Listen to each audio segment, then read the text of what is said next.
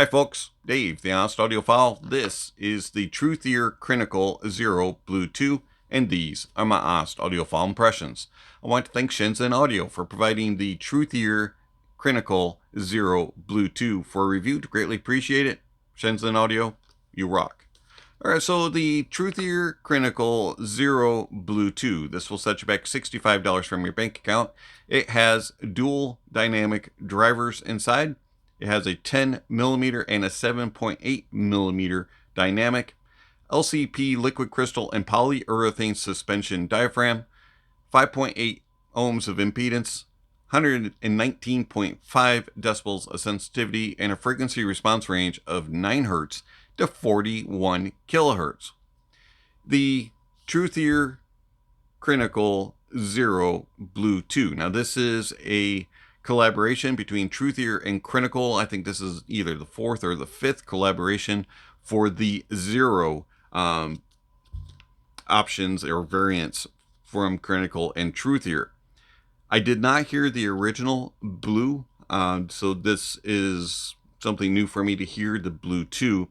And then the other options and variants I currently do not have in-house, as they are out on loan with friends. So I will not be comparing this to the originals, as I do not have them in-house to do a side-by-side comparison.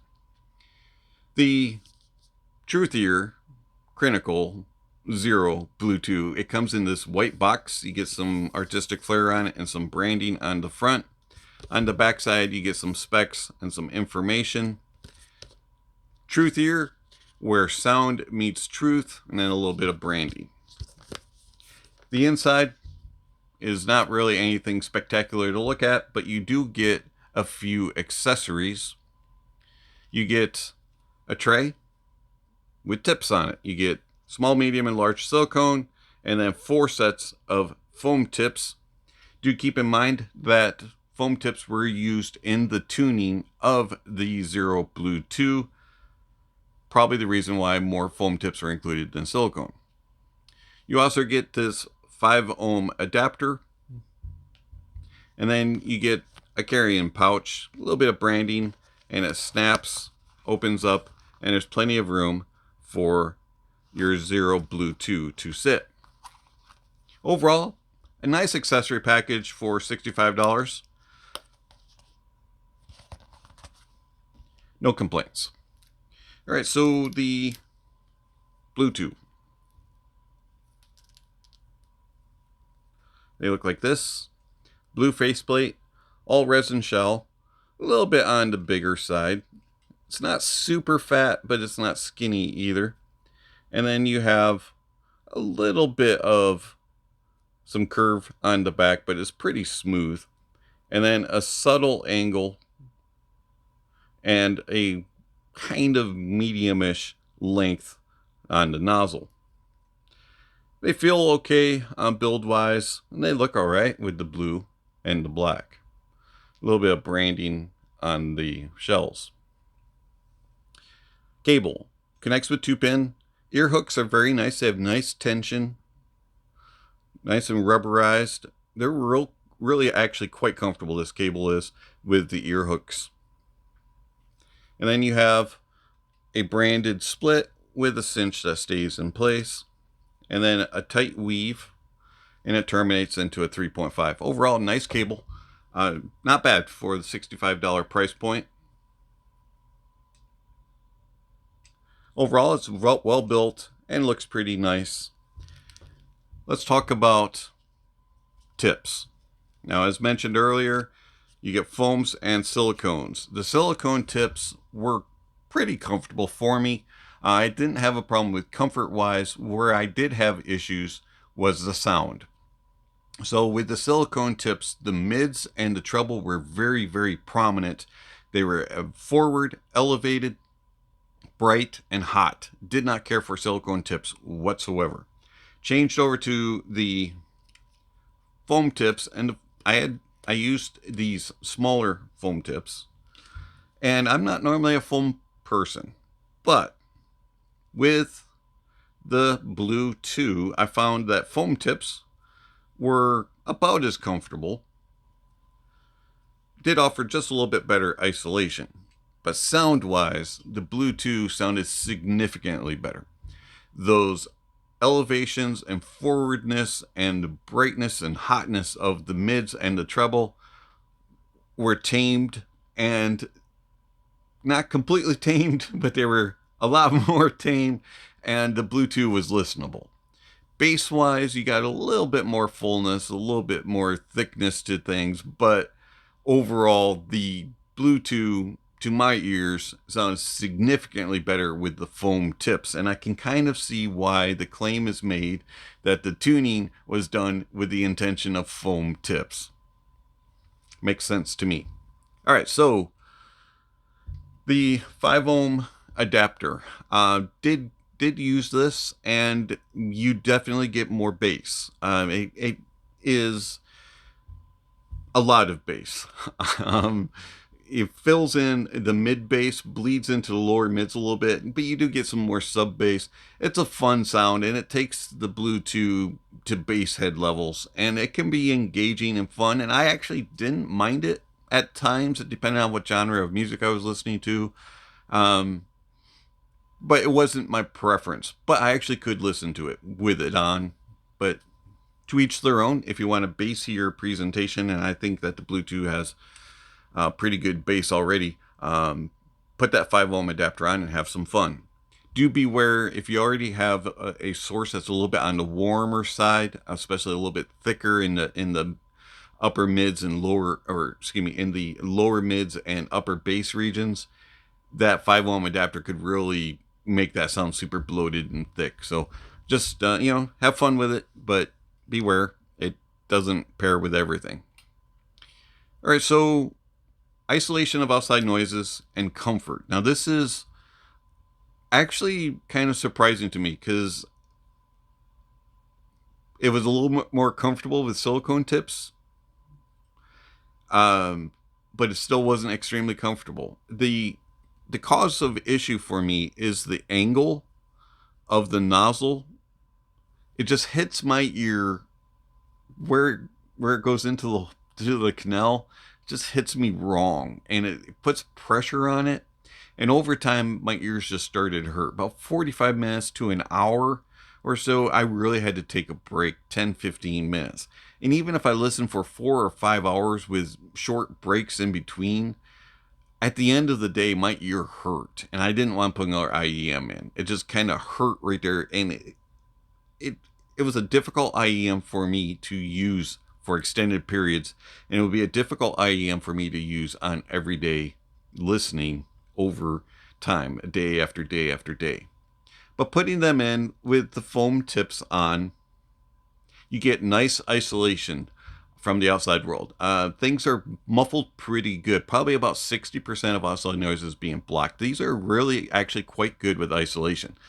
Doing things around the house, vacuum cleaners, coffee grinders, doing the dishes, somebody watching TV, really loud voices. They're muffled. It's pretty hard to actually hear and carry on a conversation. You definitely have to pop one out to carry on a conversation. With silicone tips, it's a little bit easier to do that, but it's still a pretty good isolation, even with the silicone tips. Going outside, it does a really good job as well. The only things that really I was able to hear were loud vehicles, school buses, UPS guy, DHL, that type of stuff. I was able to hear a little bit. It was muffled, still pretty good. So they do a good job with that, comfort-wise, so I just wish it was better. Overall, though, not bad. They are a little bit on the big side, but for $65, pretty well built and decently comfortable. Source pairing. We've already touched on this slightly when we talked about the 5 ohm adapter. The sources don't have to be super powerful. Pretty much anything was able to drive the Blue 2, whether it was a DAP, dongles, or desktop. I had no issues there, and they're also not super sensitive in that I was getting any hissing or any noisy from higher output impedance devices. They were pretty content on pretty much anything I put it on. The only thing that really mattered when it came to the source was the presentation of the source. If the source was warmer and a little bit more robust type of sound in the bottom end, that bass at times could get a little bit bloated, a little bit too full and a little too thick. Maybe it was a little sluggish and just it just didn't quite react quite as well, especially if you used a 5-ohm adapter. But on the other hand, if you had something that was a little bit more technical, maybe even a little colder leaning, something that was more analytical, it really brought out those uppers in the mids and in the treble, and it became a little too aggressive and a little bit piercing, and just it just wasn't pleasant. So you have to kind of just find a neutralist type of source, something that has a little bit of warmth to it, a little natural warmth, and something that has some analytical side to it, and it balances it, and it sounds pretty good. So it's kind of one of those IEMs that depends on your preference. You want a little bassier, or you like a little colder, or you just like it in the middle. You have to kind of play it with everything and find your preference. For me, I preferred it on the Fosse Audio DS2, and also on the Hibi R5 Gen 2 and the Hibi FC3. I really did enjoy it on that. The desktop stuff, the X-Duo XA02 sounded pretty good, and the Mytek Liberty DAC 2 and HPA. So, how do the TruthEar Crinacle Zero Bluetooth sound? The bass of the Bluetooth is significant. There's quite a bit of it, especially when you tack on the 5-ohm adapter, but we're going to talk about it without the 5-ohm adapter. It extends nicely into the sub bass. There's good mid bass presence and a little bit of upper bass tuck. Using the 5-ohm adapter fills that in, and you get more upper bass and mid bass along with some more sub bass. So the tuck isn't noticeable with the 5-ohm adapter. Without it, you get just a little bit of a tuck in the upper bass, but it's not so significant that they sound sucked out or non-existent. It's just a little bit, they're a little bit behind the mid bass and the sub bass. Mid bass has really nice punch, nice kick, nice slam, and it's pretty emphatic. And it'll get the toes tapping, and it'll be engaging, and you'll be jamming away. Sub bass, you get some nice rumble and grumble. Add in the 5-ohm adapter, take that up a notch. Their borderline bass head without the 5-ohm adapter, putting it on with the 5-ohm adapter, you go into bass head world, and you'll be content and happy. As far as the tonality of it, it's pretty good. I don't really have any complaints as far as tonality goes. I do wish that upper bass was just a little bit more body and wasn't quite as recessed and behind the mid bass and the sub bass. Detail retrieval and resolution is pretty good. Also, it stays fairly well controlled. Adding in the 5-ohm adapter will bring in a little bit too much girthiness, a little thickness, and a little thumpy, and it can get some bloated and muddiness at times, depending on what you're listening to. But for the most part, it's pretty well controlled. Without the 5-ohm adapter, you do have a little bit better control, but still it gets a little bit muddled and confused on busier tracks and a little bit heavier bass hitting tracks.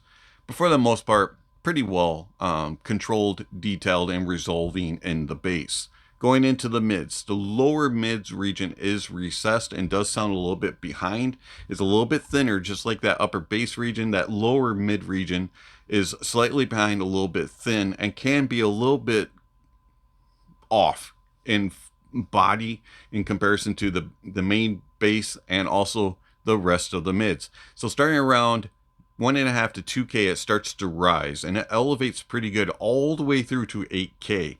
And so you have this big peak, and it's quite aggressive. Now you have a V-shaped sound, but this is a big V-shaped sound.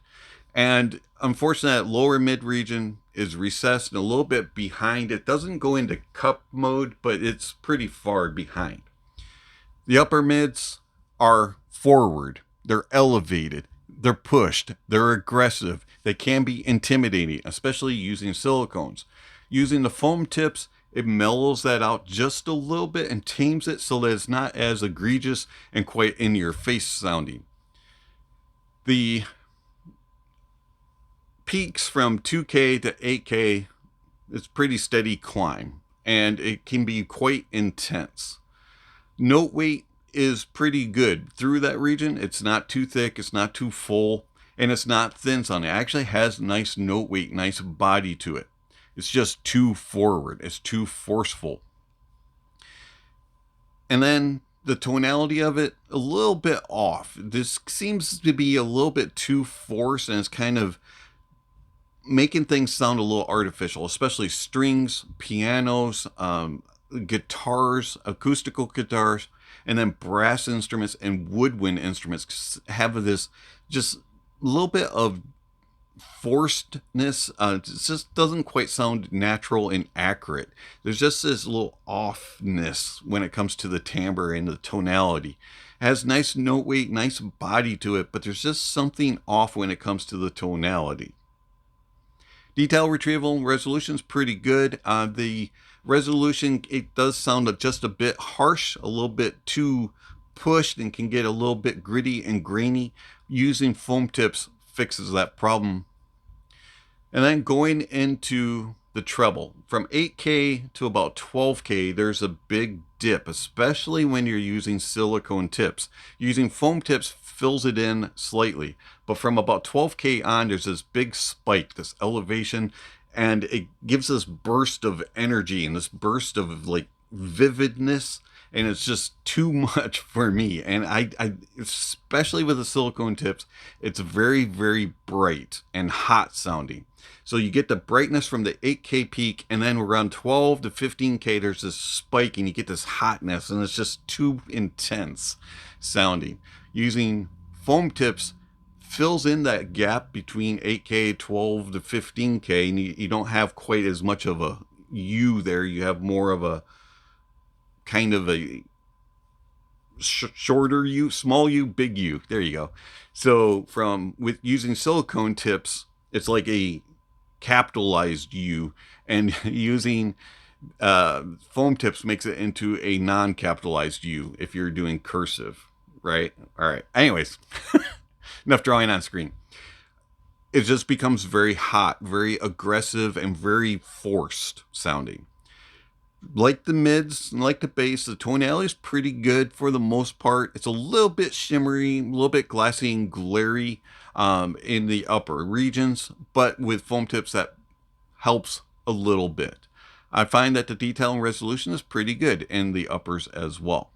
Soundstage of the Blue 2 is small. This is not a very big soundstage at all. It's not it's pretty intimate sounding. You're not going to get a lot of space. You're not going to have things really expanding out. It goes small, medium, medium. You really don't get larger, grand size. It's very small and medium size. As far as the depth isn't really deep as well. You can look into the stage a little bit, but it's not a real deep stage. Layering is okay as long as you don't have a whole lot of complex things going on, and as long as it's not super heavy bassy. The layering will be okay unless you get complex tracks and very heavy hitting bassy tracks, and then it gets a little confused, a little muddled. Soundstage wise, the image travels okay within its very confined small space. Things move across it and you can pinpoint it and follow it across. But as things enter and exit, they kind of just whoop, gone. Whoop, whoop, it's here, and it kind of travels and it's gone. Things are very, very small in its space, but it does follow things right to left and in the middle, and there's no gaps or spaces. Detail retrieval and resolution is pretty good. For the price point of $65, I have no complaints. You're going to get all that you need, and I wasn't searching for things. Where is it? Why am I not hearing it? But I wasn't exploring anything new. And then tonality. Tonality is pretty decent in the bass, but in the mids, especially in the upper mids regions, from about 4K to 8K, and then into the treble regions, it's a little bit too forced, and it just sounds a little artificial. It doesn't quite have natural timbre to me. Things don't quite have that natural bite and crispness and fullness, and they just sound a little bit artificial. But it's not so egregious I won't listen to the Blue 2. So, the TruthEar is Crinacle Zero Blue 2. How does it compare to another dual dynamic that I've been listening to for several years and really enjoy? And that is the Tin Hifi T2. Now, the Tin Hifi T2 is more neutral. Has a lot less bass. It does not have near the impact, the punch, and the slam that the Blue 2 has. But the T2, in my opinion, is a more accurate, analytical, and neutral tuned bass. Now, does it have the bass impact? No. But does it have better detailing, better resolving, better control, and more accurate tone and timbre? Yes. And the mids. The mids are more natural and more accurate. They have a little bit more air, a little bit more space. And overall, I find that the T2 is a more neutral mid. Going into the treble has some sparkle and energy, but it's not egregious, it's not forced, and it's not near as intimidating as the Blue 2 is. I find that the T2 extends well and has nice air and space and sparkle and energy. Overall, I find that the bass, the mids, and the treble of the T2 is more neutral and more natural sounding and more accurate. Whereas the Blue 2 is more fun factory, but it also is definitely more V-shaped and has recessed mids and doesn't sound as natural in its tone and timbre. Also, the T2's soundstage is wider. It is about the same when it comes to its imaging and placement, has better depth and better control in its layering. It does not get as muddled and confused on bassier and more complex tracks. Tone and timbre is more natural and accurate. Detail retrieval may get an edge on the Blue 2. Resolution, very similar. So, the TruthEar Crinacle Zero Blue 2. I like these. They're okay when it comes to comfort.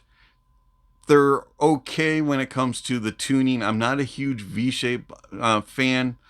And for a V-shaped tuned IEM, they're not bad. I would definitely take them over some of the other more bass head options, especially if I'm going to sit and just listen to some metal or some rock or just some, progressive classical or, progressive jazz type of music, something that has some bass and some wallop to it. I might bring out the Blue 2s every now and then and listen to them, but they're not going to be my daily driver.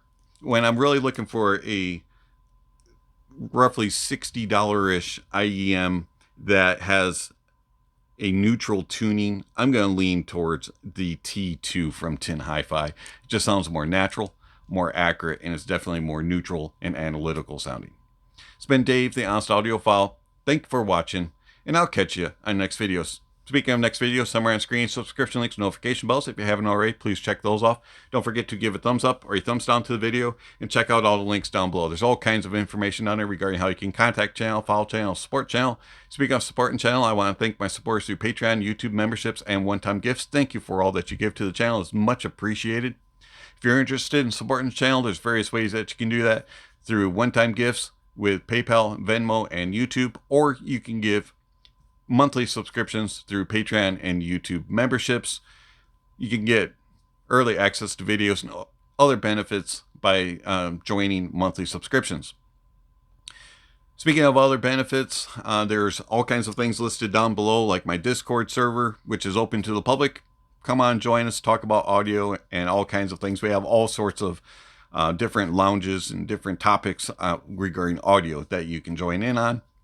Would love it if you would join my public Discord server. Also down below, there's other information, gear recommendations, music recommendations, gear rankings, all that kind of stuff is listed down below. And lastly, don't forget to enjoy the music and that honesty is the best policy.